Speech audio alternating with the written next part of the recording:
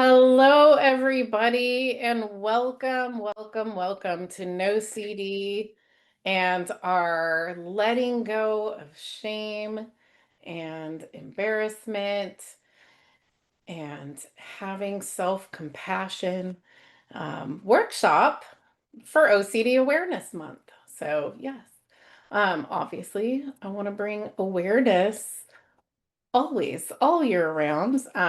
But this is the month in which we're highlighting the fact that it is OCD Awareness Month. So this is a topic that is absolutely passionate to me. I'm passionate about it, and so we're going to get going here. I am Tracy Ibrahim, for those of us who have not met. I am a therapist of many, many years, actually a couple decades, and I'm a therapist at NOCD, and I am also the Chief Compliance Officer at NOCD. So that's amazing. And I'm here because um, not only is this a topic that I talk to my own members and clients about on a regular basis, but I have OCD. I have lived experience for over 40 years with OCD and have firsthand experienced the types of just emotional tragedy that we can go through having OCD. All kinds of different themes of OCD. So, um, just want to really take the time here and talk about it and focus on it. And we're going to spend about an hour having questions and answers as well. So be sure and get your questions in there. Make sure that you use the Q&A button as opposed to the chat. I will only be looking at questions in the Q&A section. And for anybody who can't stay the whole time, that's okay. This is recorded and you'll be able to find it on our YouTube channel, or if you have already registered, then you will get emailed the link. So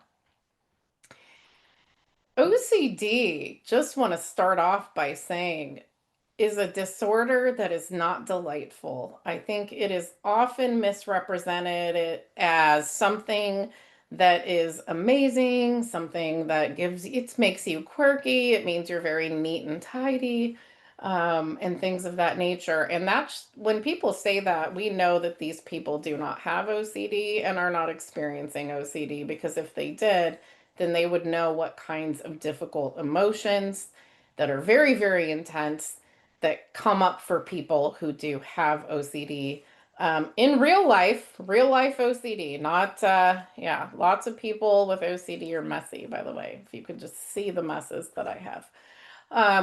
So anyway, let's get this started. I really wanted to start by talking about some common emotional experiences that people have with OCD. And again, OCD, there's just one OCD. OCD is OCD. There's not different types and kinds of OCD. There's OCD. When we talk about themes of OCD, and this is really important to understand before we get going here, themes of OCD describe the content, describe the way OCD is coming up for a person at any given time. But OCD at its core is just, it's OCD. It is a neurobiological issue. It's going on in your brain. It involves chemicals and circuitry and all kinds of things that are going on.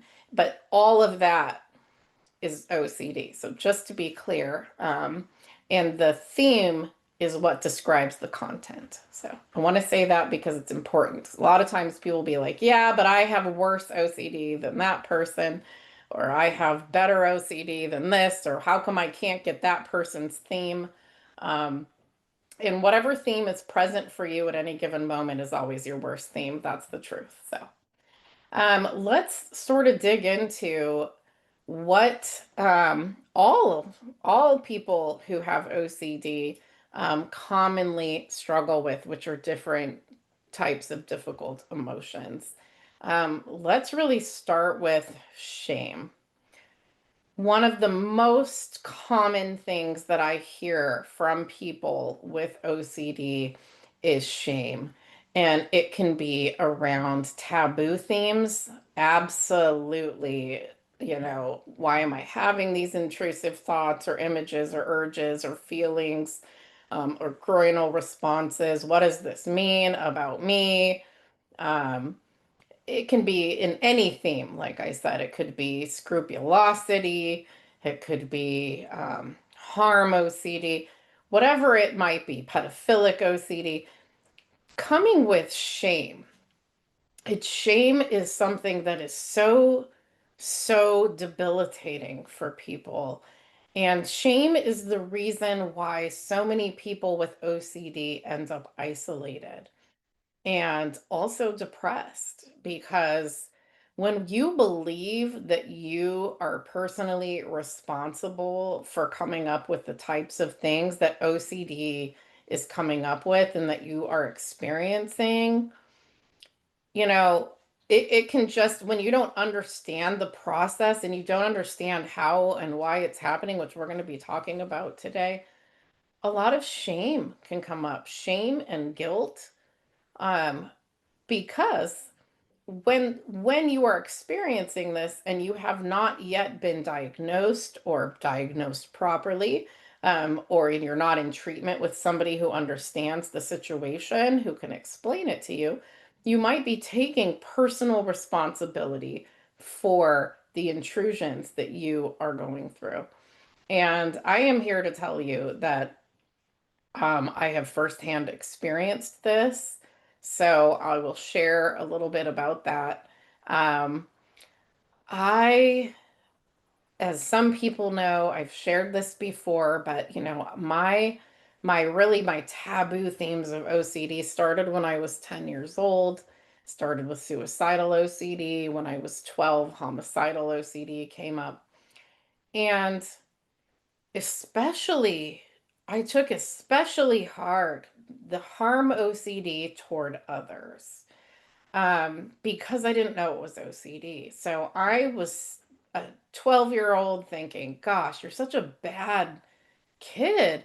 What kind of bad kid thinks about harming or beating somebody up or ending somebody's life, let alone somebody who is a family member or somebody that you care about?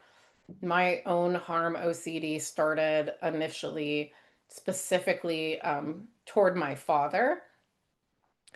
And I, of course, I didn't know I had OCD. I didn't know that these were intrusive thoughts. I thought they were real. And I would have images, and I thought, like, even worse, not only am I thinking about doing terrible things to my father, but also I can picture it. I can picture it in my head. I can picture what that's going to look like. I can picture myself doing it. I can picture the aftermath of it. And I was thinking, like, what kind of disgusting person would even have these kinds of thoughts about somebody like your parent, or anybody for that matter? And I just remember feeling like I was a really bad person. Um, and right around that same time when I was 12, I also remember being at school one day and I couldn't get out of my head the thought that I was going to burn the school bathroom down, which would then burn the school down and kill all the kids and teachers. And I felt it in my body. Like I felt this urge. Like I don't, like I could feel the energy built up in my body. Like you're going to take a lighter and you're going to go in the bathroom and you're going to start a fire at the school and people will die and there's nothing you can do about it. And of course, who's not going to feel shame about killing a bunch of kids, students, their teachers, the staff at the school, let alone all of the other things going on with that? And I could picture it and I just thought about it and I felt it. And I was like, what, again, the shame, the guilt, like I just felt so like such a bad person, just really, really bad person. Um, and that was sort of the beginning of the shame and guilt that OCD, and undiagnosed, untreated OCD, started to really bubble up in me as somebody dealing with OCD, actually, and not knowing that. So I understand firsthand how serious and real it can feel when we are getting intrusive thoughts. And like I said, that a lot of times we talk about intrusive thoughts, but we're not always talking about all the different ways that OCD can show up and feel real, because feelings, because of urges, because of images, um, things of that nature. And so when people come to treatment, a lot of the work that we do is around releasing the shame and guilt and sadness that is brought on by this terrible disorder.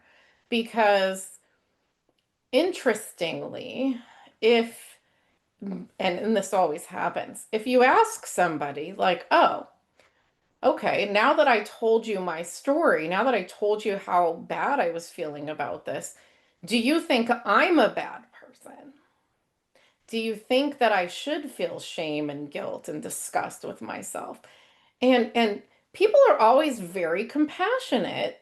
No, of course not. How terrible for you to be somebody with those thoughts and feel like it's real and then have to go through something like that. How terrible. No, of course not. You shouldn't feel bad about this. You should be kind to yourself. And those same people are feeling shame and guilt and disgust with themselves. And that is because people are always willing to give grace and kindness to other people. And people with OCD very often will say, you know, yeah, but I'm different. I'm just very, very different. Mine is different than yours. I don't deserve compassion. Me, I just have to feel bad about this. This is about my kids. This is about my self. This is about my pet. This is about the kids I work with at school. This is about, right? And the answer is that shame, guilt, and disgust don't belong anywhere in mental illness, not just OCD, anywhere in mental illness, no matter what your mental illness might be that you are suffering from. Everybody with a mental illness deserves self compassion and kindness and grace and gentleness in the same way that you would be willing to give to somebody else, somebody you care about. And rarely do we treat ourselves the same as we treat people who we really care about. And that is unfortunate. But again, people will come to me with all different angles because OCD always has an angle. Yeah, but the difference between me and you is this. It's about my kids. And it's like, okay, well, I've had intrusive, all the whatever, various intrusions about my kids. So now am I a bad person?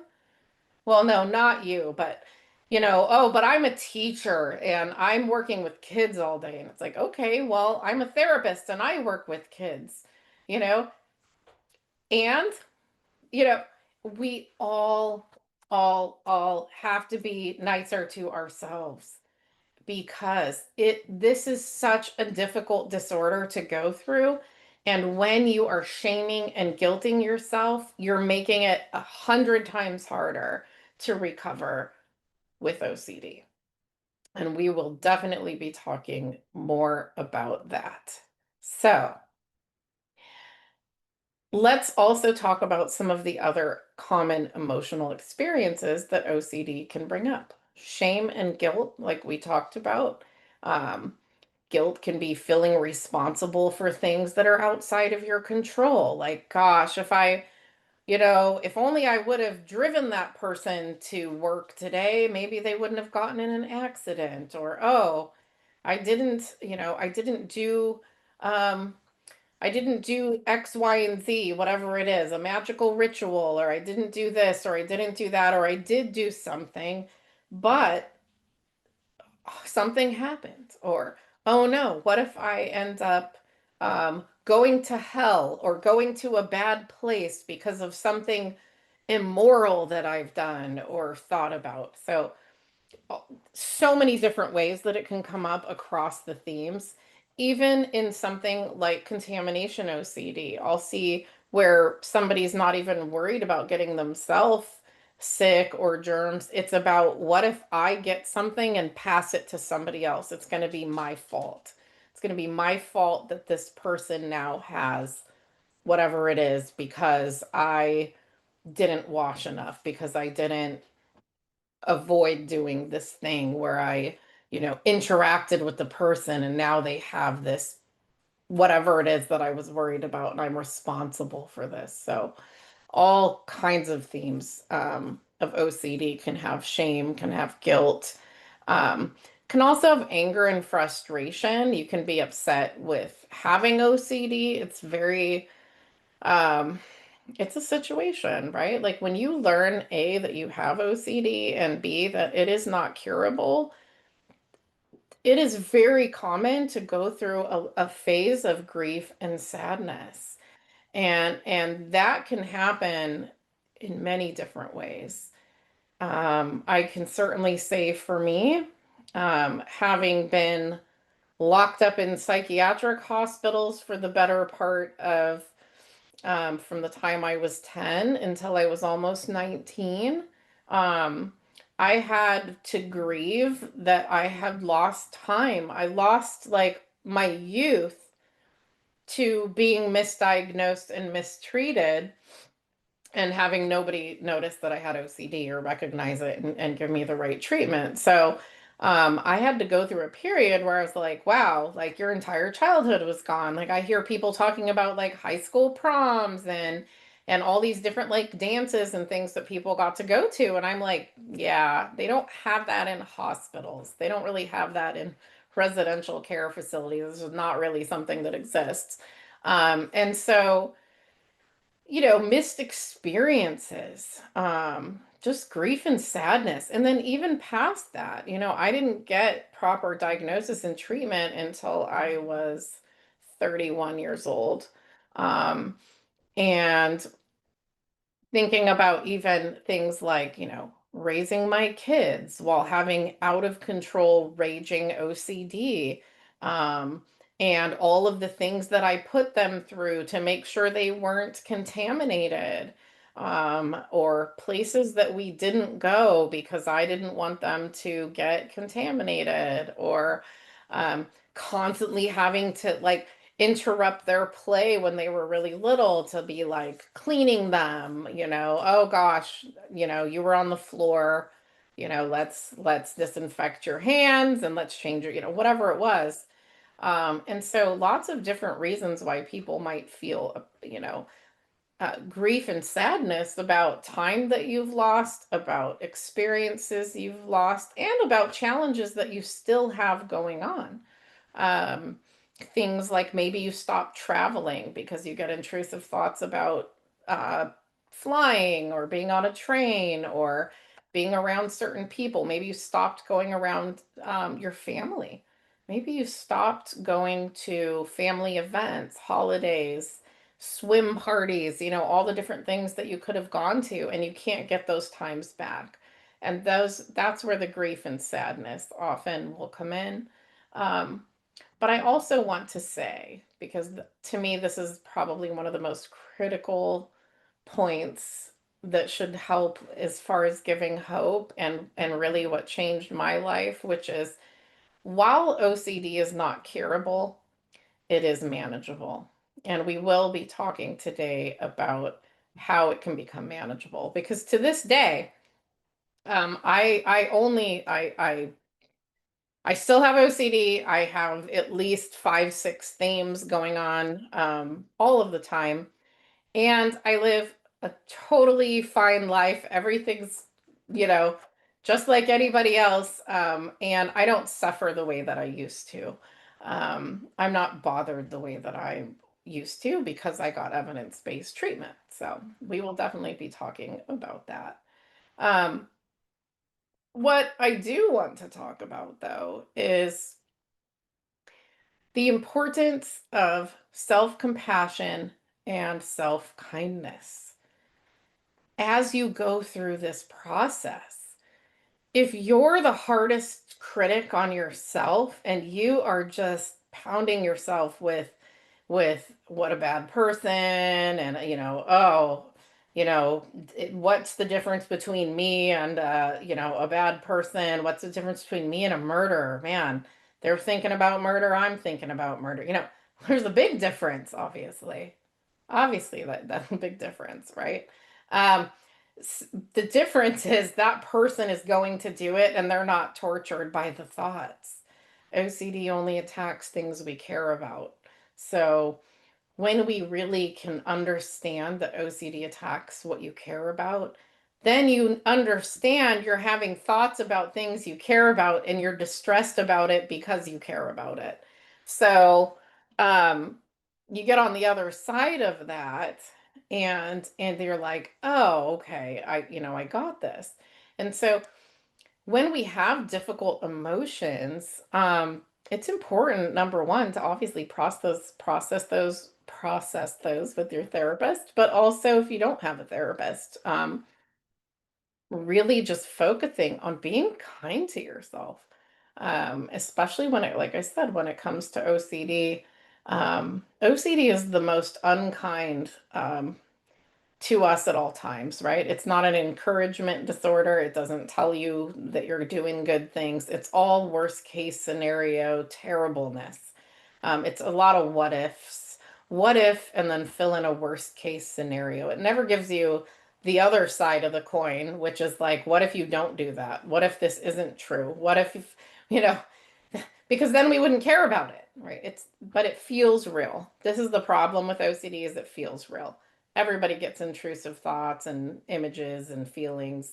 The difference is it doesn't feel real, it doesn't stick, and they move on like it's not a big deal. And people with OCD get stuck and it feels real and it feels compelling, like we have to care about it. And then we start labeling it as something bad. Oh, it's this and it's this, and this is why I'm doing it. And oh, you know what? What does it mean? Now I'm having groinal response and this, and maybe I like it. And oh, for sure I like it. Now what does that mean? Now and we just end up in this process where not only is OCD kicking our butt, but now we're kicking our own butt. How are you going to get out of that? So we can feel difficult emotions. We can feel the difficult feelings that OCD might bring up, but we don't have to get entangled with those. We can allow discomfort to be there. So, just like anybody else, right? Everybody gets anxious sometimes, everybody has uncomfortable feelings sometimes. And the good news about them is that they are time limited, they always pass. What matters the most is how you respond to them. And how you respond to them is exactly what we teach when we are talking about evidence-based treatment and the gold standard treatment for OCD, which is exposure response prevention therapy, and is exactly how I also got so much better once I figured that out. That was the treatment and got that treatment, and to this day is exactly how I stay well. Um, how exactly does exposure response prevention work? Well, for one, you get to learn a whole lot about OCD and how OCD works and how the OCD cycle works. And it helps you to understand what's happening. Because when you really understand what's happening, instead of getting sucked into it and going down the rabbit hole, trying to figure it out through Google searches or asking for reassurance from people or whatever it is that you normally do that's compulsive, when you really understand it, it helps you kind of put it into its own category. So all of the intrusions that I get, I don't take responsibility for those. We don't create our own thoughts, images, urges, all these things that happen with OCD. We don't create these. We're not responsible for these. They're happening to us because they're things we care about. So when you're able to say, I'm not responsible for this, this is, something that's happening to me. And where I do have control, though, is how I respond when it happens. And that's the response prevention part of exposure and response prevention. So it's helping us learn how to confront fears or to sit with possibilities or to basically not engage with all of the things that OCD throws at us so that we can react differently. And at NOCD, we have so many trained therapists, specially trained. They go through a very intense training process at NOCD.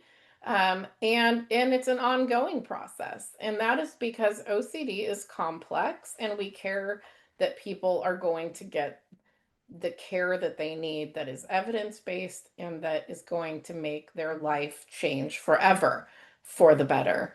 So what does, ERP look like at NoCD? Like how, what does this look like? Well, for one, um, you start with your therapist. Your therapist actually goes through an evidence-based assessment so that they can see what's going on. Maybe you have more than one thing going on, and they can help with multiple things. That sometimes I have people come in who have OCD and they have depression, or they have OCD and depression and something else. There are other things that we treat as well. And it's important to know all the things that are going on so that we know what is the most important thing that we can treat first. What is the most important thing going on right now so that we can help you understand what you're going through and how to work your way through it. So with exposure response prevention therapy, what we do is we slowly, incrementally, starting very low, start to confront those things that are scaring us. And I think this is where sometimes people go, "Oh no, like how do you do that? What does that look like? That sounds terrifying," right? So it might be, we'll just throw an example out there. You know, let's just go with harm OCD. How do you confront fears that you might hurt somebody with a sharp object, for instance? What if I put all the knives and scissors away at my house? I had somebody lock them all up because I'm having these intrusions about it. um wh- what are you going to have me do? Go stab people? Like, no, of course not. That's not what we mean when we mean exposure, right? Yeah, you have to murder people to find out you're not a murderer. That doesn't make sense. um and so I think people get scared thinking of the exposure part, but it's really not difficult. It's really not bad. So we might just have you do something really small, like not avoid the thought that's coming up. Let's just have the thought come up. What is the thought? Oh, the thought is that I'm going to take the scissors and I'm going to go, whatever, stab my cat or a person or do something. Okay, well, what if we just let that thought be there and we learn good response prevention, which is an alternative behavior that is not compulsive. Um, and so it could be saying, okay, yeah, maybe, sure, whatever. Yes, okay, yep. I can have a pair of scissors next to me and not do anything with them. Maybe that's something that we move to, halfway through our therapy when we're like, okay, you know what?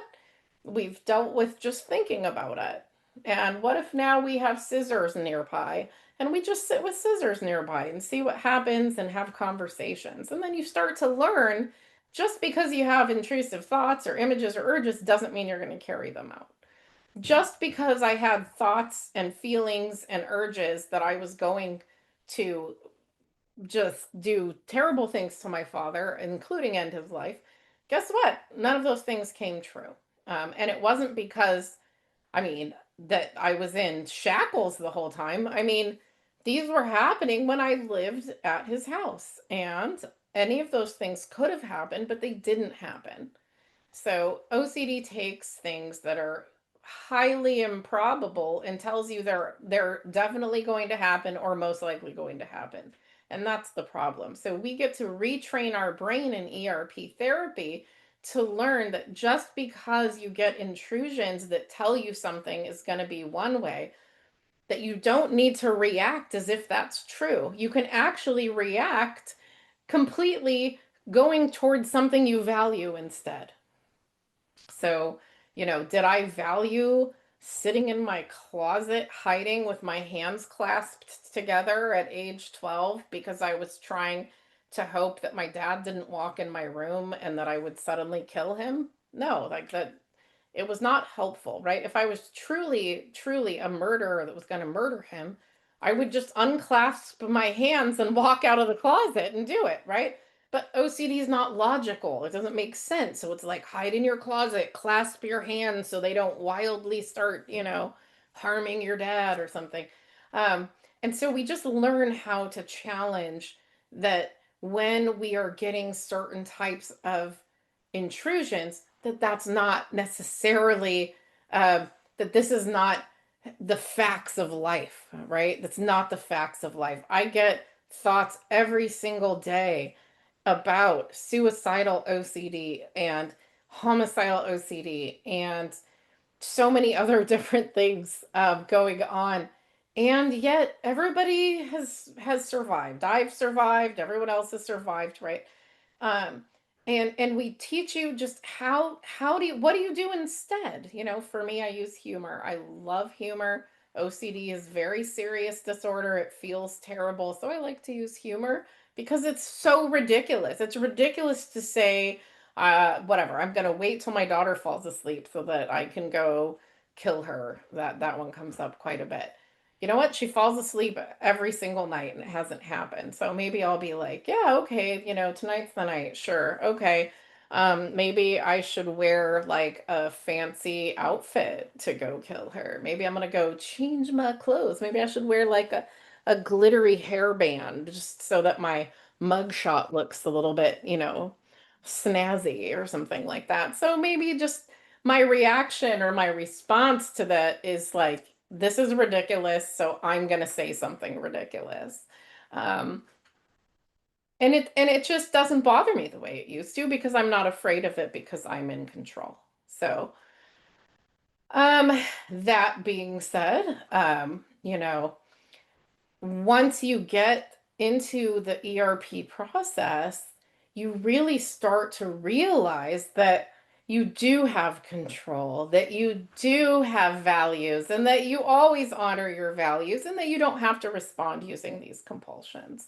So, as you do that, you start to release the shame, the guilt, the anger, right? Disgust, sadness. It's like, um, you don't have to feel that way. These don't even belong to you. They're happening to you. So, that being said, I would love to move to the Q&A portion of our workshop here, and I will answer some questions. So if you do have questions, just as a reminder, you are going to want to put them in the Q&A section as opposed to the chat. I am not able to look at the chat. I am only looking at the Q&A. So please make sure your questions go there. All right. So, my 10-year-old has been struggling for 2 years with relationship OCD, and it's all directed at me. Single mom, no other kids. I naturally want to tell her I love her and reassure her, but is that feeding her fear that I don't love her? How should I respond? She seems to want me to apologize to her all the time for everything I do wrong, and I want to defend myself and prove I love her. Help, please. This is a perfect example of work that we do at NOCD with families. Because that concern you have about, am I feeding the OCD or these negative feelings, is a very, very common thing that happens. We call them family accommodations or accommodations. It can happen with partners, friends, it can happen with anybody. Relationship OCD can happen with anybody. And when we are trying to be kind and loving and gentle, we often don't realize that what we're doing is making somebody's OCD worse. And it sounds kind of backward, right? Because we are all taught to be compassionate people who are loving, who just especially right with people we love, like our kids, our partners. We want them to know we love them, and if they're questioning it or having an issue, we want to reassure them, and we want that to stick. We want that to, if I tell you enough times, will you start to feel better? Will you understand how much I love you? And the answer is no. The more reassurance you provide somebody, believe it or not, the more they need. So you might find that somebody, like, your daughter may have asked you this once in a while, and then maybe it started to be more and more because OCD is greedy and it always wants more. So one of the parts of therapy that we do when we are working with kids, and we do work with kids as young as 5 years old, and their families, at NOCD, is we identify what kind of accommodations you may have been providing. You think you're providing them to your loved one, but you're really providing them to OCD. So when your child is asking you for something, like reassurance or to apologize, things of that nature, the answer is to not do that. I'll always say, like, maybe one time, and I will announce this. So I'm going to tell you one time, whatever, that I love you today, and, before you go to bed, but I'm not going to come back and say it 12 times. I'm going to say it once, and that's going to be it. Or, oh, you want me to apologize, but it doesn't make sense because I didn't do anything wrong. I'm not going to apologize. Or I'm not going to apologize in a very specific and compulsive way. Like, I need you to say, I'm sorry, then I need you to do this, then I need you to do this, and then check these boxes. And it's like, no, I'm going to do an authentic apology if if I actually did something wrong. And if not, then you're like, I'm sorry that you are uncomfortable. I'm sorry that you feel like I don't love you. I'm sorry you feel like I should be, somebody who is, apologizing to you right now, but I'm not going to, because this is actually going to make you worse. And this happens all the time with people, actually. Um, all kinds of people. Somebody will do something, a compulsion for somebody, like, you don't want to touch the door, I'll open all the doors. Like, nope. So the answer is, hey, because I really love you, I'm not going to do that for you. I'm not going to apologize when it doesn't make sense. I'm not going to do something for you that is making it easier for your OCD to exist. And the answer is just to say that, you know what? If it's questions of a reassurance, like, what do you think about this? Do you think I'm this or that? It's like, I don't know. I don't know. Anything's possible. Okay, but do you love me? I already answered that, you know.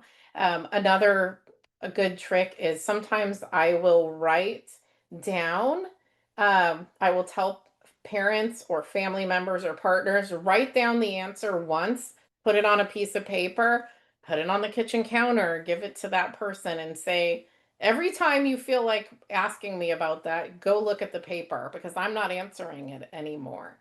And so they're like, no, no, please, I just need you to say it out loud, or I just need you to do this, or yeah, go look at the paper.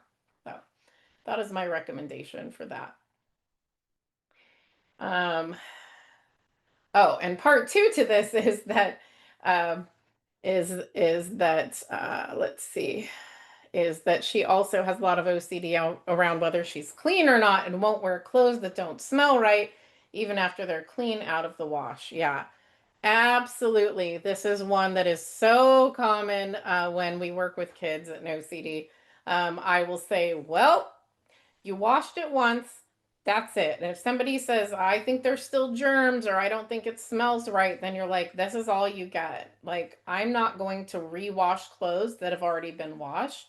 And if a kid says, fine, I'm going to do it, I also won't allow that. So, um, because again, then you're going to end up doing all this extra work and it's not necessary. And it's also not helping that person. So, like, you're going to wear that. And if they say, well, I'm not going to go to school wearing clothes that don't smell just right, you'll say, oh, you will go to school because I'm definitely taking you to school and you're definitely only have the options to wear the clothes that have already been washed once. So, yeah, it doesn't matter where it is. We always just have to interrupt the OCD instead of feed it. And um, I, I think that the hard part is we can't see mental illnesses physically. If, for instance, your loved one had, say, cancer, and the answer to try to shrink the cancer was going to chemotherapy, and they were like, can you just give me one spoonful of something that makes the cancer grow instead of taking me to chemo today? You would be like, that's crazy. Why would I do that? Because you would know it's physical, you could measure it, you could see what it is. And we don't realize that. But with mental illnesses like OCD, when we are feeding it, we are actually making it worse for the person.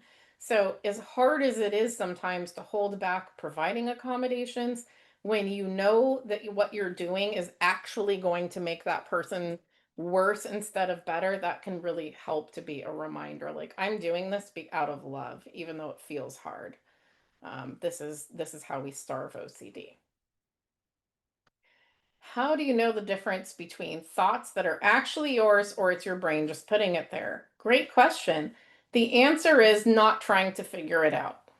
There is no special machine or anything that you can hook your head up to, and then it's like, oh, this thought is yours. This thought, nope, this is just OCD. Oh, this, oh, this, oh, this, oh, this. And this is where a lot of the shame and guilt comes in, is because people just convince themselves that it must be mine, or I'm going crazy trying to figure out if it's mine or not. Um, I can tell you that as you go through treatment and when you get on the other side of it, like I am, it's very clear to me. It's clear to me because I've already done the work of stop. I don't try to figure it out, right? So it could be like on a day that I feel maybe more depressed than other days, my suicidal OCD might be like, well, today's the day because you're so sad. My brain automatically wants to go, oh no, is that true? Is it true? Is that a thought that you have because you're actually suicidal today because you're more sad? Or is this OCD? The first thing I do is say, I don't care which one it is. What am I trying to do right now? Oh, right now? Well, I'm sipping my water and I don't have to figure this out. I don't have to figure out where it comes from. All I have to figure out is in this moment, what is it that I'm trying to do besides, um, you know, have to get caught up in trying to answer questions that are unanswerable. Um, that being said, sometimes, actually, very frequently, I will, with my suicidal OCD, I'll look outside. I live by lots of trees, and it'll be like, you're going to hang yourself from a tree. Well, I happen to know for a fact that, like, that's not my plan for today. So I am easily able to separate myself and be like, yeah, it's not that it's not possible. I mean, I could go do that, right? But I'm aware that that's not my jam for today. Today, I actually just want to come do this workshop, and then I'm probably going to go out to dinner, and then I'm going to put on cozy pajamas and go to bed. So, um, when you are trying to figure it out, you are compulsing, and you will never get to the certain answer to that. So the answer is to stop trying to figure it out. OCD hates uncertainty, but the fact of the matter is that 99% of things in life are uncertain, right? None of us know what is our last day on earth. What is that? How much money will you have in 7.5 years? I don't know. Where all these different sorts of questions that we can't answer. There's very little certainty in the world, and OCD thrives on that and tries to get you freaked out, even though in real life, most things are not solvable. All right. Can I talk about the shame of real past events? I always feel like the shame is necessary because it's about real events, and I feel like it's not related to the OCD.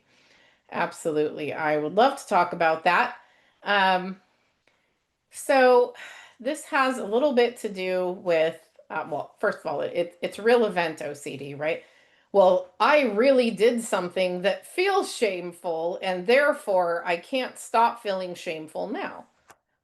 Well, for starters, nobody ever that I am aware of has ever lived from birth to death without doing something that they were feeling shame about at some point in their life. Um, I certainly have a number of those things. Like I could go on for days probably about real things that are upsetting in real life that happened, whether it was like peer pressure, things I did under peer pressure as a teenager, that alone, I mean, ridiculous. But here's what I say about this. Today is a different day than what already happened before. So if I take my current self and I judge myself from before or things I've already done, then I'm wasting a valuable opportunity now to live by my values. So I'll give you a solid example of that. I went through several year phase as a teenager shoplifting. Not even a normal amount of shoplifting, like an excessive amount of shoplifting. Nothing great, just an excessive amount of whatever it was. It was usually, it was like a Target or a Walmart or a, convenience store. It could be whatever, wherever I was at any given time. It was just this thing, and I never got caught. And so I would just take all this stuff all the time. And now I would never do that, right? But I also don't have to feel shame that I did it before because I'm wasting the opportunity of now to be different than that. So I, I know I don't want to do that now. I'm not going to do that now. And that's something I have control over now. I cannot go back and like find all the things that I ever took and like give them all back. But also with OCD, people often want to hold on to it right now and be like, oh, this is it. If I stop feeling bad about it, then I become a bad person. And that's just not true. Um, you become a mindful person who does differently. So, for instance, here's another one. This came upon me the other day. I was like, I don't call my oldest daughter enough. And it started getting in my head and like maybe you're a bad person because you haven't been calling enough and this and that. And I was like, wait a minute. Am I going to waste my time right now judging myself as maybe I don't call enough, maybe I didn't call enough over the last couple years? What if I just pick up the phone now and call since I'm so concerned about this? What if I just pick up the phone and call because my value is about calling, right? So it could be that your shame is about something you did or didn't do. And the answer is living in today with today and being kind to yourself. I don't know why I shoplifted so much. I can't ever figure that out with certainty. I have some hunches. I couldn't tell you if they're reasonable or not. I can't tell you how much how many what is the total dollar amount of all the things I stole? I don't know. For sure, probably thousands of dollars, I'm guessing. But in the meantime, what good is it going to do if I feel bad about it right now? All I can do now is not be a shoplifter, maybe like donate to charity or something like do the opposite, in other words, volunteer my time, do things that I care about in the now. So this is why we need to be present and mindful. All right. And I like this because this next question is the opposite of the first question, kind of. So the question I just answered a second ago is about ruminating about the past and feeling shame and guilt about the past and trying to hold on to that. Next question is about the future. Could you even get stuck on a good hypothetical future concept through OCD, but in the sense that you must do something like a ritual to make it happen? or that theoretical concept is something you're missing out on or giving up on if you discontinue other certain compulsions or familiar patterns of behavior. So this is like, what if if I do this thing, then I'm going to control an outcome for my future. This is how I make a good future. I do this ritual, or this is how I prevent a bad future. I do this ritual. And the truth is, this is where we come back to what is in our control versus what is out of our control. Um, Most things are out of our control and uncertain, right? Because the real answer is there a magical ritual that you can do that controls the future? Of course not. If I told you what, like, a magical ritual that I used to do, you would say that is ridiculous, right? You wouldn't say, oh, well, let me start doing this magical ritual. So I'm going to do this so that I also get your good outcome, right? We all have our own magical ways of saying that we're controlling things that have already happened or things that are going to happen. But I'm like, well, what if you're not even going to be on Earth long enough to see that thing happen that you're ritualizing about? What about that? You're wasting today by not living in the moment. We only have this moment. This is where the control lies, right here in this moment. And so this is why we stop doing the compulsions, and we stop ruminating and doing magical rituals and doing other types of compulsions, which with OCD, most of the time has something to do with the past or the future. So, yeah, we actually just have to stop. We have to stop doing that, and say, I don't know what's going to happen later, but right now, this is what I want to do. Right now, in this moment, I'm going to do this thing that I care about or have to do. Maybe you're at work, maybe you're at school, maybe you're cooking. Focus on that instead, because that's where you really are, and that's where the real control is. Okay. What is your advice for getting through days where it feels like your medicine isn't working and you feel like you're spiraling back to your old ways before medication? Okay, that's a great question. Starters is, if you are having issues with medication, always go to your medication prescriber to deal with anything to do with medication. That being said, when you look at research, the thing that matters the most for people with OCD, if you're on medication, let's just say right now, if you're on medication and it's helping you, wonderful. But medication by itself does not solve for getting OCD under control. Medication helps take the edge off. It can help reduce some of the symptoms for some people, but you still have to learn how to behave your way out of OCD. Exposure response prevention, like what we do at NOCD, has been the gold standard therapy for OCD for decades. Decades.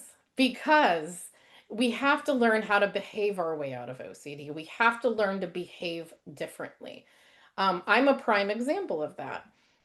Once I got the correct diagnosis, I was tried on all different kinds of medications that typically do help OCD and different combinations that typically do help OCD. And I didn't get any help from any of them, actually. Um, some people are medication resistant. So I'm medication resistant when it comes to depression and OCD, the two main things that I have going on any given day. But I use my exposure response prevention to stay on top of that. So I actually got better just using ERP, and I've stayed well just using ERP, because once you understand it and once you really get the treatment under your belt and you really get going, you get to do sort of less and less of the exposure and more of the response prevention, which is just not engaging with OCD. It becomes background noise that's not very distressing.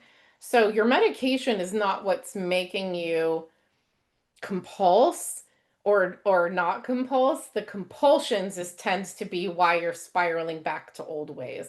Medication isn't going to stop that for you. You're going to have to learn how to take control of that. So whether that's focusing on something else, whether that's choosing not to do a magical ritual, choosing not to ruminate about the past or the future, whether it's not searching online for, endless answers to see what is going on with you. So it's identifying what compulsions are you doing that's making you spiral, and how can you stop those as soon as possible so that you can start to starve the OCD, which makes it quiet down. How do you deal with, how do you deal with the shame? How do you deal from the shame of performing one of your compulsions that you were able to stop for a while? There we go. Um, Great question. Number one, nobody ever has gotten treatment or not gotten treatment and then never compulsed again. Self-compassion belongs with you every day of your life as somebody living with OCD or any other mental illness for that matter. So, um, I'll give you a good example. Mental compulsions such as rumination. We don't get a warning that we're about to ruminate. We just end up ruminating. And so when you get into this sort of like, oh, ruminating is like overthinking. So when you start overthinking and then you realize, oh, okay, the goal is to realize it's happening and to interrupt it as soon as possible, and then refocus on something else so you don't fall back in, and then to be really kind to yourself. You have to be kind to yourself all the time. Um, I treat OCD 6 days a week. I have OCD, um, and I still compulse sometimes. I fall into rumination without knowing it, but then I realize it and I pull myself out. Another one that I do sometimes, for so many years I was doing so many different compulsions that they're almost just like automatic. And so like with my contamination OCD, every once in a while I will be coming out of a bathroom after washing my hands, and without even thinking about it, I'll put my hand in my shirt to open the door. As soon as I realize I've done it, I'm like, oh, I'm very kind to myself. Oh, of course you did that. Like, that's an old thing that you used to do. You know what you got to do. I go back in and I touch the doorknob with my bare hand, and I'm like, all right, you know what? Everybody does this sometimes. And there's also intentionally, once in a great while, I will compulse. I'll give you an example. When I go, oh, this happened recently.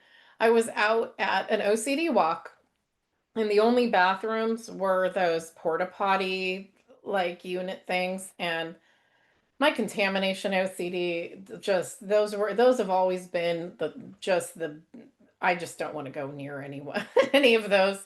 Um, and so I was like, at some point, you're going to have to use one of them. Like, you're going to be here for hours. And I was like, yeah, that's true. I guess you're going to have to. And in the past, I would have just left to go to the bathroom at home, or just not gone, or not drink anything or eaten anything. Um, and so I ended up needing to use the bathroom. I needed to go and use this thing. And I mean, it's still, it gives me the heebie-jeebies just thinking about how yucky it was. But I was like, you know what? I'm going to allow myself to do a couple of things just to make this like slightly livable today. Normally, I'm in public restrooms, I'm touching stuff, I'm dealing with it. And I was like, you know what? I'm just going to give myself a break today. Like, in this time that I walk into this porta potty, and I got a paper towel and I used it on the handle and I used it to lock, and I was like, I'm not going to sit down. I'm going to like cover the whole toilet seat, and I'm going to squat so I don't have to sit on it. And I was standing in a puddle of pee, and it was just like, listen, this is already enough. Like, I'm going to allow myself to touch stuff with paper towels, to not sit down. And when I get out of here, I'm going to use a ton of hand sanitizer. And I did. And then I was really nice to myself because like that was really hard. Like, impressive that you even went to stand in an entire puddle of pee, and also even went in this bathroom. So sometimes you are going to compulse, and you know what? Be nice to yourself. And then I reminded myself, and moving forward, obviously in other bathrooms, I'm not going to do this. But sometimes you are. Sometimes you're going to compulse, and you got to be nice to yourself. All right. Well, this is how can I get my partner to understand this and give me another chance when she won't? I had relationship OCD and compulsively confessed all the lies OCD fed me, hurt her feelings. I feel terrible about it. I keep trying to explain to her I never meant it, and she doesn't want to hear it, and she's just done. For starters, I want to say I'm so sorry that this happened. This happens to a lot of people with a lot of themes of OCD, certainly something with relationship OCD. And what you described is a confession compulsion, right? I need to tell you all the things that are happening, and of course, they were obviously like either hurtful things or things that nobody wants to hear. And that can happen. It can happen with anything, right? Whether it's asking somebody to accommodate you or just be part of your compulsions. Sometimes relationships are affected, sometimes relationships end, and it is really hard. I can't give you the obviously an answer to how to make this person understand and come back because that's not, it's not something that I'm magically able to do. However, sometimes it's helpful to send like articles to people when you're trying to like let them know about it. Like, hey, I've got this under control now. Here's some more information on relationship OCD and what people do when they have it and things of that nature. It doesn't mean that that person is necessarily going to come back, but maybe at least they could be educated. Maybe they will come back. But it is one of the unfortunate things that can happen.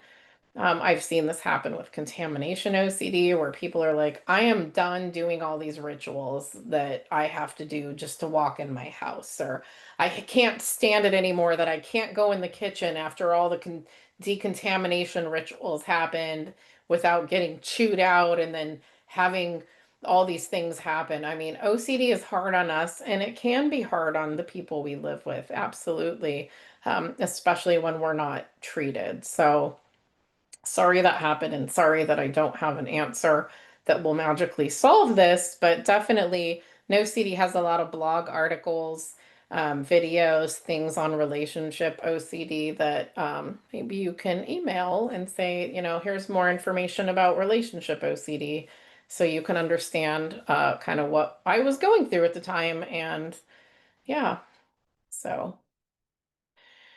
Um, so do you get thoughts when you're upset? Yes. Um, that is, yes, I do. And I'm guessing that sort of this is coming from, okay, but like, what if you're upset and then you get these thoughts? Does it make it more real or something like that? And the answer is no, it doesn't. So maybe, for instance, with my partner, maybe sometimes, maybe we're having a disagreement and I'm feeling angry about something. And then I get harm thoughts. And it's like, oh, now you're angry and you're having harm thoughts. So, what if you somehow now that's going to make it more likely because you had the thoughts while you were feeling angry? And the answer is no, it doesn't make it more likely. We are people, we have feelings, we're going to have different feelings. Intrusive thoughts happen at all different times. Um, it doesn't make it any more likely that we're going to do anything that OCD is talking about. All right. Um, I probably have a mild OCD, mainly taboo. How do you treat that? And OCD around your mother hating you, wasn't sure if she or someone else was going to hurt me for my behavior. Well, um, I mean, so when we talk about OCD, OCD is just OCD, obviously, right? Like when we diagnose it, we don't tell anyone they're mild or severe or medium. It's just OCD. Like you have it or you don't have it. But some people do have it where it is less distressing or less frequent than other people. And it just is that way. I'm somebody who has it sort of all the time, just in the background, just kind of always going on in the background, like a background noise. Um, how do we treat it? We treat it the same, no matter what sort of intensity it's affecting you. We do exposure response prevention, whether it's something distressing you constantly or distressing you in a much less way, or less frequently or less severely.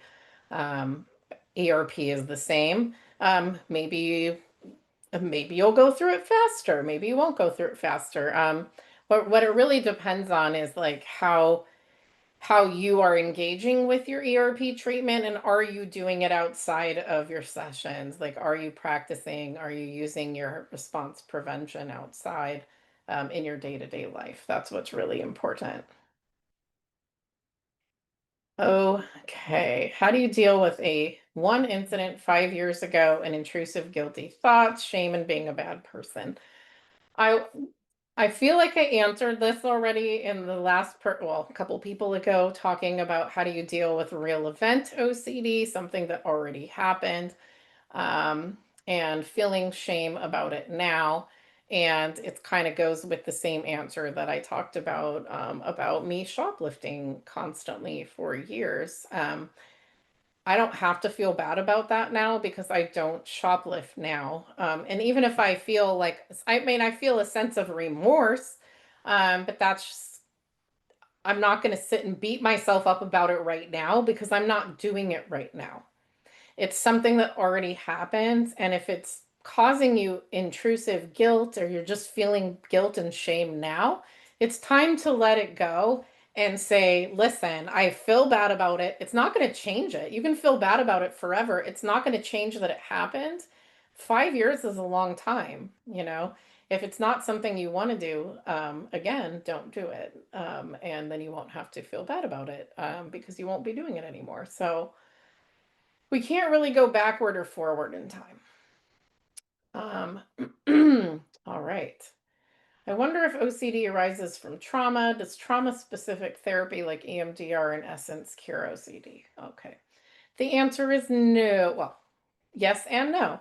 Some OCD can arise from trauma, but true, when we diagnose OCD, like I think this is really helps answer this. When we diagnose OCD, true OCD, it's not curable no matter how it started. People with trauma can have OCD. People can be born with having OCD, in their life. People can get OCD from like pandas from, when you're a kid and you get certain kind of infections and you get OCD. So there's different ways to have OCD, and at the bottom of OCD is not an unsolved trauma that then cures it. That's not what OCD is. OCD is, in fact, it has to do with the way that your brain is operating.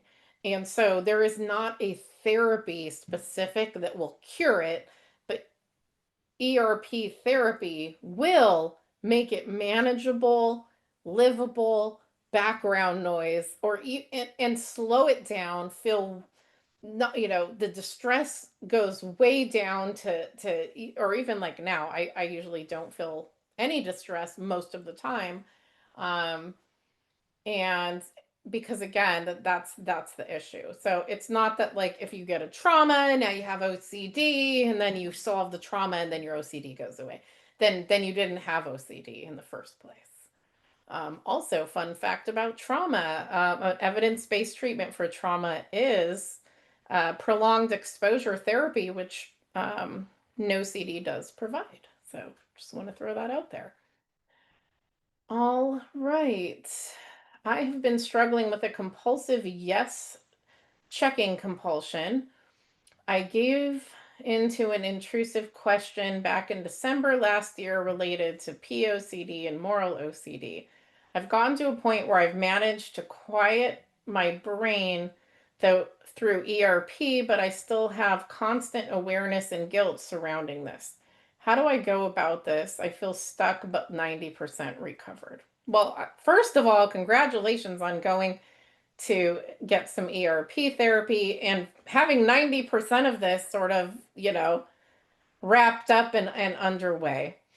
Um, I think sometimes what we're sort of waiting for is to stop feeling a feeling about something, and that we have to kind of let go of. Okay? So feeling guilt about this thing, this awareness and this guilt is that last 10% that you're trying to get rid of, feeling that way, feeling the guilt, feeling it is not serving you in this moment, right? Guilt doesn't change the past. It doesn't change anything. Um, and if we traded places, you would probably be giving me giving me compassion and kindness, just like I would give you over it. So, um, but in terms of you know, guilt just doesn't belong anywhere in mental illness. We don't have to feel guilty about anything that that already happened. That all we can do is control right now. Am I going to do that same thing? And allowing my judgment and my morals and my values to guide those decisions today. All right. I struggle with not being my own worst enemy. Trouble giving myself grace. I have POCD and fear, and I'm going to fear that you're going to expose yourself or harm a child. Very difficult to forgive myself for body movements and groinal responses that feel involuntary, but OCD says I should be able to control them. Oh, your therapist sent you here and says you're so hard on yourself. You've been like this for a while, not good at being nice to yourself. And what do I recommend? Well, let me start with saying that everyone who is being treated at NOCD has access to our, oh, somewhere in the ballpark of 30 free support groups that happen every week throughout the week. And I personally run 2 taboo groups where we talk about pedophilic OCD, actually, and other harm and taboo things. So I highly recommend you go to one or both of those. I have one on Tuesdays and one on Sundays. That being said, breaking it down this for a minute, struggling to forgive yourself for body movements and groinal responses that feel involuntary. You know, this is you labeling the things that you're doing as bad or harmful and then feeling bad about it. Like, did I move my body toward this kid, right? Or toward this thing or and groinal response, just for anyone who doesn't know what this is something where we get a response in our genital region. It can be tingles or feelings or warmth. It can be an erection. It can be a discharge. It can be all different kinds of things. Um, and and it goes opposite of what OCD is saying, actually. So it's happening even though we're completely disgusted by whatever the thing is, or completely turned off by the thing, but then our groinal region is having a response. So it's called groinal response, and I won't go deeply into it, but what really explains why this happens, and why it doesn't mean anything important is called arousal non-concordance, or ANC. And Basically it means that it goes opposite of what we think that it means. So, yeah, a lot of people be like, oh, I think I moved my body toward this kid for this reason. Now I feel bad, right? And I'm like, but did you molest the kid? No. Okay. Did you flash yourself or expose yourself or harm the child? Well, no, but I got a feeling in my genitals and I was moving that direction, and this is where OCD is labeling what you're doing. Oh, see how bad you got really close to it that time. Oh, you have feelings in your genitals about it. Now you're a bad person. And we really do need to be kind to ourselves. We really do need to be nice to ourselves because you're not the only one going through that. Everybody I've ever talked to that has, OCD has been through similar experiences. And we're always nice to them, but we don't want to be nice to ourselves. So, yeah, that's a situation. Can OCD develop from sexual trauma? Yes. And I kind of answered that before. OCD can happen. What I should say is there's a percentage of people who have OCD and have trauma. Um, but again, please note, OCD is something that has to do with sort of this wiring and circuitry and chemicals and things going on in your brain. And so, yes, there is some correlation, but it doesn't mean that because you went through trauma, you will have OCD. So just wanted to throw that out there. What would be your advice? I have a hard time starting some tasks and it's affecting my work. Um, I would ask yourself some motivational questions like well, why is it that I should be doing this task? And, does it, if this affects my work and I end up not being able to work anymore, how is that going to affect me? So, if OCD is getting in the way of you being able to do something that you need to get done because of work, remind yourself that the reason that you're doing this is because your value is to show up at your job or to do your work and to not get fired, for instance. That is something that a NOCD therapist could certainly help you with. All right. I, I was thinking that I might hurt my niece or nephew, but I didn't have any thought. It was a feeling that I would hurt them. That's a great example of what I was talking about earlier when it comes to intrusive thoughts. A lot of people talk about intrusive thoughts, but there are also intrusive urges, intrusive feelings, intrusive images, all different kinds of things. You could have an intrusive smell for that matter.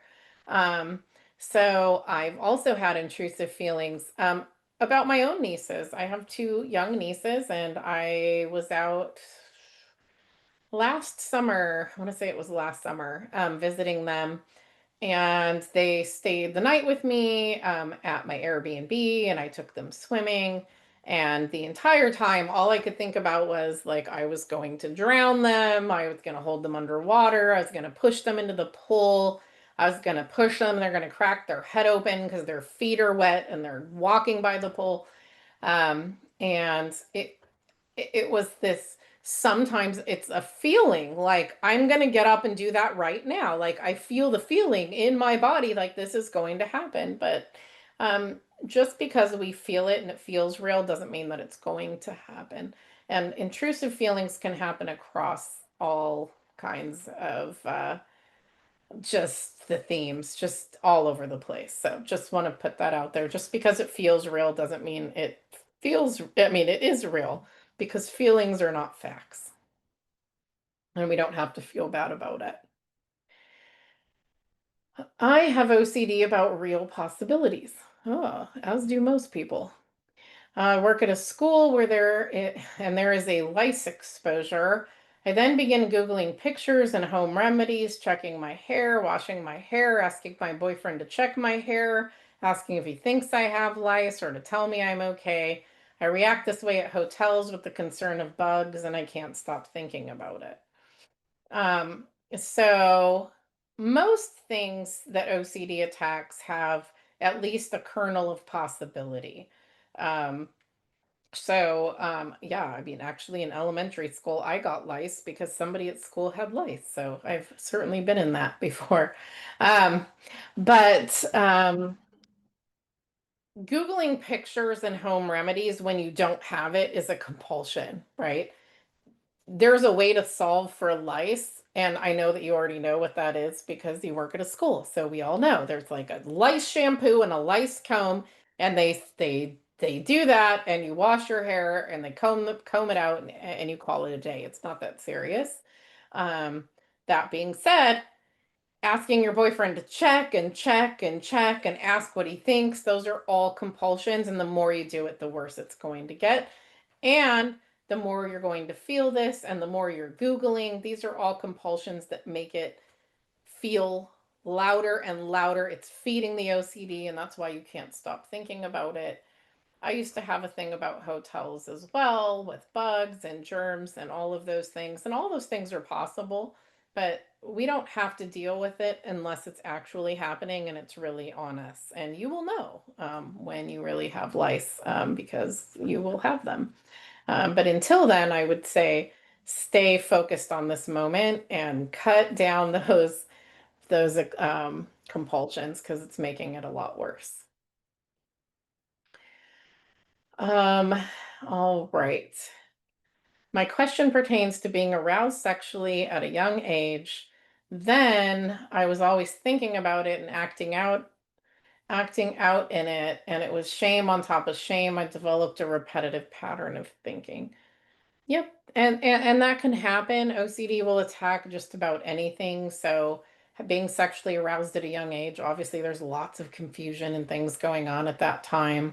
Um, and you're talking about a time that has passed, and now you're judging yourself looking back at being a child. So remember, at a young age, you're looking back at yourself doing things. So again, we're feeling shame about something from before.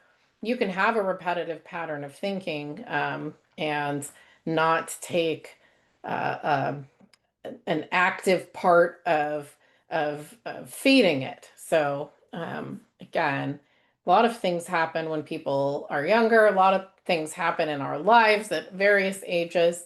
And what's important is what are you doing right now?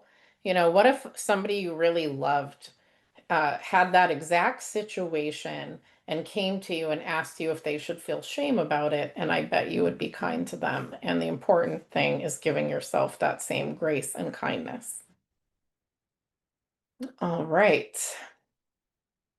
I have a hard time knowing the difference between compulsively confessing to my partner about topics because I'm not sure if it's my OCD or something I feel badly about that I just want to discuss.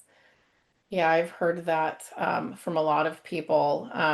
So the difference, this is sort of a thing you can ask yourself that I tell a lot of people that I work with is insert a pause button before you say things to your partner, a pause button, and ask yourself this question. If I say this thing out loud right now, is this going to add something positive to our relationship? And if the answer is no, it's not going to add something positive to your relationship, then I would ask, why are you saying it? Kind of check yourself. If it's something you're feeling bad about, and it feels urgent to tell somebody about it or to confess about it, that you're stuck in an OCD cycle. So it can just feel really, really, really upsetting. Um, but you're going to have to sit with that discomfort and keep it to yourself. That is the answer. When it just feels like I want to have a casual conversation with you about something that's real, let's discuss, something that's really happening in our lives today. Let's discuss how we're going to split up the chores around here. That's obviously a normal conversation. Shouldn't be a confession. What should I do if my OCD makes me overthink every little interaction with the opposite sex and makes me think I cheated on my partner, and how to handle the guilt and shame and need to confess my actions to my partner? So again, sounding a lot like some relationship OCD type compulsions. Um, we start with not allowing the space and time and effort to overthink all the interactions that you're having with the opposite sex, right? We just because you're dating somebody or you're with a partner doesn't mean that you're never going to speak to somebody of that gender or sex ever again, or that every conversation you have or any conversation you have might be cheating. Cheating is cheating, right? Cheating is just cheating. Like, did you cheat? Somebody with OCD, especially like this, like relationship OCD, is feeling this, but did you? I think I did. Maybe I smiled. Did I stand too close? Did I say it this way? Did I share too much? Did I wink? All these things are very normal, intrusive thoughts that happen in rumination. And so the answer is to not allow yourself to fall into that kind of mental compulsion where you're overthinking whether or not you cheated. And then also choosing not to confess. Um, Confessing compulsions so often, like we learned about earlier with one of the questions, they just wear your partner down most of the time. listening to something that's not relevant, but it feels relevant to you, but it's really not relevant or accurate or reasonable, and it's not adding anything positive. It's okay, but I talked to somebody today and I think that we made eye contact for too long. And also I was wearing lipstick or, oh, and then I noticed this and then I feel like maybe I stood too close. And I just wanted to let you know. And none of that is necessary. Like we are always going to be walking around the world, talking to other people. OCD is the doubting disorder. It's going to make you doubt all of those things. And ERP is how we learn how to stop getting tricked and stop compulsing and learn to sit with that. Fine, sure, yes, maybe. Did you do this? Did you stand too close to that person and make eye contact? And does that mean you cheated? Sure. Could have been yep, maybe, but I am not gonna sit here and evaluate it. And I'm also not gonna say it to my partner. I have better things to do, like focus on real things happening in my relationship right now. Like maybe we're going to enjoy this meal together and I'm just gonna be present for this meal. All right. Let's see. I have OCD and I'm having a great difficulty going outside. Not sure if it's the OCD or something else like social anxiety or depression. I would recommend that you get a very good assessment done where somebody can figure that out for you. And before you get so isolated that you're just never going out, because the more we isolate ourselves, the worse things can really feel. So, I know we are getting close to the end here, and I know that we have lots and lots of questions, and I will not get through all of them, but I'm going to get through a couple more, and then we're going to wrap this up. How do you manage work and relationships? Like, how do you go to work? Does your partner, if you have one, does it help when they are supportive? Hmm, that's a great question. I'm not 100% exactly what you're asking, but um, I mean, sometimes you have to work because you need money. Most people work because they need money and they have to have money to survive. So, and if you have a partner and they're not supportive of your goals or that you have to go to work or whatnot, um, then maybe that's a conversation to have, like with a relationship therapist, or something along those lines. Um, all right. Last one here. I have bad harm OCD, trans OCD, and lesbian as a straight female. So I had to put myself in the mental hospital and it gave me panic attacks. Okay, back it up there. So people who have OCD, whether it's harm or sexual orientation or gender identity, um, um, kind of going spinning out about this, I highly recommend that you get yourself some exposure response prevention therapy, because I hear you said you had to put yourself in a mental hospital. Um, people go to mental hospitals because they're in crisis, because they are not safe. But having OCD just in itself is not necessarily a reason why you have to go to a hospital. Getting the right treatment is really the most important thing that you can do. People do get panic attacks. People do get anxiety. ERP therapy, actually, we treat panic disorder with ERP therapy at NOCD. So, um, yeah. So for all themes of OCD, we treat them all the same. So that is something that I think just take note of that. I just want to thank everybody here that attended, and really, really encourage you to seek evidence-based care.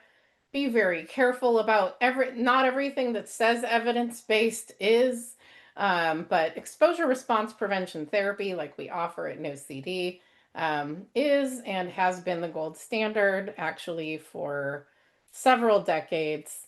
And how you can access our care is you can schedule a free 15-minute call with our NoCD team, can learn more about coverage. We cover millions and millions of people with different insurance companies. We have payment plans. You can ask questions. You can go to nocd.com and click to schedule a free 15-minute call. Follow us on our socials, and for absolutely free, you can download our app and just become part of our OCD community. So it has been great hosting you today. I hope you learned a lot, and I hope to see you over at NOCD. Have a great rest of your day.